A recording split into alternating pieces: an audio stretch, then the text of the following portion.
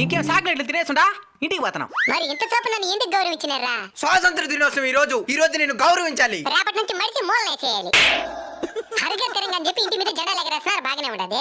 మళ్ళీ దానికి జాగ్రత్తగా భద్రపరుస్తున్నారా? అంటే అది ఒరేయ్, ఇన్ని సంవత్సరాలకు జెండా పని చేసుకుంటారు కదా, అసలేం నేర్చుకున్నారా? ఏమీ నేర్చుకునేరా?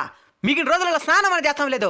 జెండా పండుగ రోజు మాత్రం నీట్గా తలస్నానం చేసుకుని కొత్త బట్టలు వేసుకుని గుండెలపైన జెండా గుట్టుకొని జాతీయ జెండా ఎగరేసి జై హింద్ అంటాం.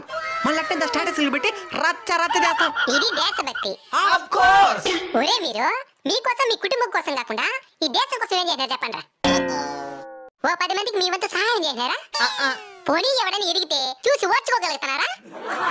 పోనీ మీ చుట్టూ ఉన్న ప్రకృతినైనా సరిగ్గా చూసుకున్నారా? ఒక ముళ్ళు గుచ్చుకుంటేనే తట్టుకోలేరు మీరు. అలాంటిది ఎంతో మంది వాళ్ళ తలాలు తెంచుకుంటే కానీ మీకు ఈ స్వతంత్రం రాలేదు. దీన్ని సరిగ్గా ఉపయోగించుకోండి.